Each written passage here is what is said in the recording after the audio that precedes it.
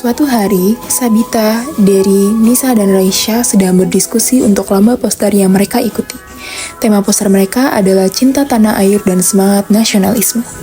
Guys, kita mulai dari posternya yuk. Tapi aku punya ide deh, gimana kalau kita nambahin sentuhan abstrak ke benderanya biar kelihatan lebih modern dan artistik gitu. Jangan abstrak-abstrak dong, bendera itu harus klasik, merah putih polos kayak aslinya. Itu kan simbol nasional kita.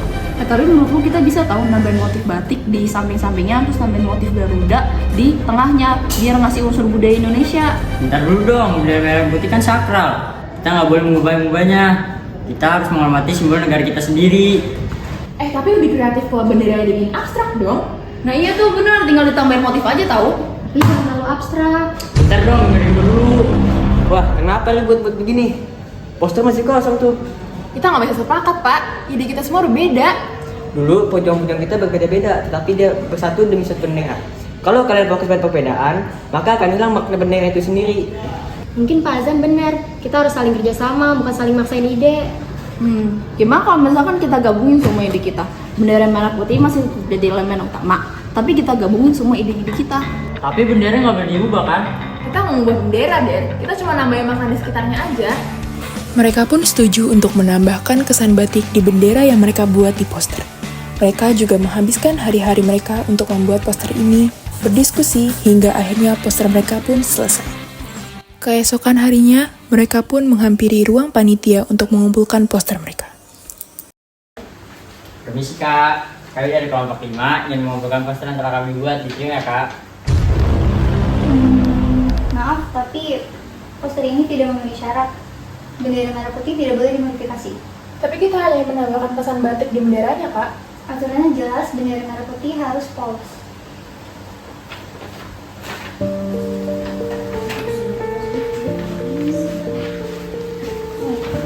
Gimana kan panitianya? Poster kita didiskualifikasi. Kok bisa? Poster kita nggak memenuhi syarat. Bendera harus merah putih katanya. Ya, terus gimana dong? Ada apa ini? Kok merenung? Poster kami didiskualifikasi, Bu. Boleh Ibu lihat? Poster kalian luar biasa. Ini bukan hanya sekedar bendera. Ini adalah simbol persatuan generasi muda dalam menafsirkan rasa patriotisme. Jadi poster kami tidak sia-sia. Sudah tidak. Bapak akan memajangnya di aula sekolah sebagai pengingat bahwa perbedaan bukan untuk diperdebatkan, tetapi untuk disatukan.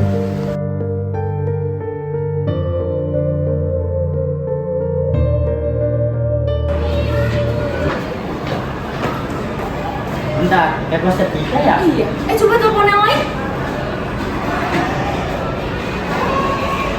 Halo? Poster kita dipajang nih di pojok karya, deket tangga. Kesini ya. Si Dini nelfon. Halo? Oh iya. Kenapa katanya? Tapi poster itu di pojok karya. Sekarang yuk, ayo. Iya. Ada guys, poster kita dihargain. Ini membuktikan bahwa kita bisa bersatu meskipun berbeda. Dan patriotisme juga mengajarkan kita bahwa ini bukan sekedar simbol, tapi juga tentang persatuan. Gue jadi bangga sama kalian.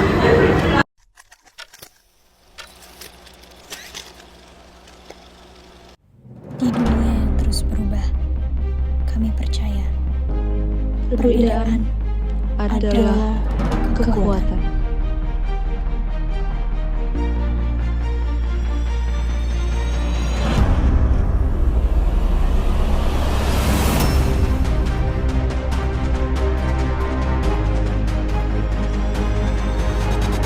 Pimpinan Bapak, ini Republik Indonesia, bukan Republik Lipo. Gak ada yang bisa ngatur-ngatur Republik ini. Assalamualaikum warahmatullahi wabarakatuh. Perkenalkan, nama saya Rumaisya Nagib. Saya merupakan perwakilan dari kelompok menghargai perbedaan dan berjiwa patriotisme kegiatan Project SMA Negeri 61 Jakarta. Pada hari ini saya akan mewawancarai salah satu anggota DPR RI, Bapak Andre Rosiade. Terima kasih Bapak sudah meluangkan waktunya. Untuk mempersingkat waktu, mari kita mulai ya Pak. Yang pertama, menurut Bapak, bagaimana kondisi toleransi dan jiwa patriotisme di Indonesia saat ini? Saya rasa kita ini kan negara kesatuan Republik Indonesia, bahwa mayoritas masyarakat kita itu sangat memahami keberagaman itu, sehingga kita bisa lihat meskipun kita berbeda agama, suku, ya masyarakat Indonesia yang majemuk ini tetap bisa bersatu karena memang mempunyai nilai toleransi, ya baik berbeda agama maupun suku, itu tidak mengganggu nilai semangat persatuan kita. Jadi menurut saya sih di Indonesia semangat toleransinya sangat tinggi. Karena itu meskipun kita berbeda suku, bangsa dan agama, tapi kita sebagai masyarakat Indonesia, masyarakat kita sangat solid dan bersatu. Itu pertama. Yang kedua soal patriotisme. Ya, semangat patriotisme ini terus dipupuk. Ya, harus terus dipupuk. Jangan sampai luntur. Nah, salah satunya sekarang kami nih sebagai anggota DPR di Komisi 6, kami mewajibkan kepada seluruh kantor BUMN yang ada, termasuk yang dikelola gedung atau prasarana yang dikelola BUMN seperti stasiun, bandara, maupun kantor-kantor sekarang setiap jam 10 pagi kan wajib mendengarkan lagu Indonesia Raya. Bahkan di gedung DPR pun kita putarkan lagu Indonesia Raya. Seluruh masyarakat yang mendengarkan lagu itu wajib berdiri, ya, untuk merenungkan semangat patriotisme para pahlawan kita. Itu salah satu caranya, dan ini harus kita rawat supaya anak muda, penerus generasi muda ke depan tetap punya semangat untuk membangun bangsa dan negara, gitu. Lalu pertanyaan selanjutnya, semakin banyak anak muda yang lebih nyaman menggunakan bahasa asing nih Pak, bahkan menganggap bahasa Indonesia itu kurang keren gitu. Fenomena ini juga menimbulkan kekhawatiran akan menurunnya kecintaan terhadap bahasa kita. Apakah tren ini merupakan bagian dari globalisasi yang wajar atau justru tanda melemahnya rasa patriotisme di kalangan generasi muda? Saya rasa enggak juga ya. Mungkin ada anak muda yang sekolah, khususnya di Jakarta ya mungkin ya. Nah, Indonesia ini negara kesatuan Republik Indonesia, 38 provinsi. Mungkin ada sekelompok anak muda yang suka menggunakan bahasa Inggris karena memang mungkin sekolahnya sekolah asing, ya.